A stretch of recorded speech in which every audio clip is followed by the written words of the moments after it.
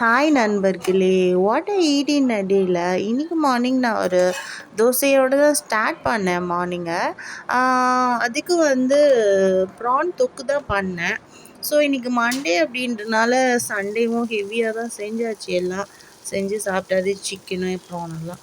So இன்றைக்கி கொஞ்சம் தோசைக்கு கொஞ்சம் ப்ரான் இருந்தது, அதை எடுத்து செஞ்சு தோசைக்கு காலையிலே வச்சு சாப்பிட்டாச்சு.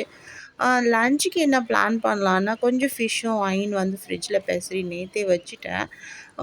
சும்மா அதை கொஞ்சம் ரோஸ்ட் பண்ணிவிட்டு ஃப்ரை பண்ணிவிட்டு அதோடு கொஞ்சம் ரசமும் பண்ணிவிட்டு சிம்பிளாக எடுத்துக்கலாம். ஏன்னா நேற்று கொஞ்சம் ஹெவியாக தான் ஆச்சு. ஸோ சிக்கனு இதெல்லாம் குழம்புலாம் சாப்பிட்டாச்சு.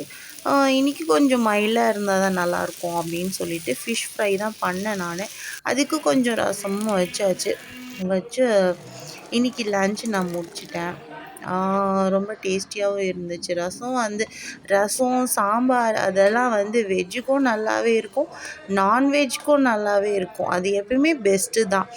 எவ்வளோ பிரியாணி வந்தாலும், எவ்வளோ குழம்பு வந்தாலும், இந்த சாம்பாரோட ஒரு கருவாடோ இல்லை ஃபிஷ்ஷோ இல்லை உருளைக்கிழங்கோ வாட்டெவர் இட் இஸ் எது வச்சாலும் அவசமாக இருக்கும். தென் வந்து ரசத்தோடையும் நம்ம வந்து நான்வெஜ் எல்லாமே சூப்பராக போகும். இந்த ரசத்தோடு சும்மா ஒரு ப்ரான் தொக்கு கூட நல்லா தான் இருக்கும். ஸோ பெஸ்ட்டு காம்போவாகவும் இருக்கும். தென் வந்து நைட்டுக்கு என்ன பண்ணலாம் அப்படின்னும் போது நான் வந்து ஒரு எக் சாண்ட்விச் தான் எடுத்துக்கிட்டேன்.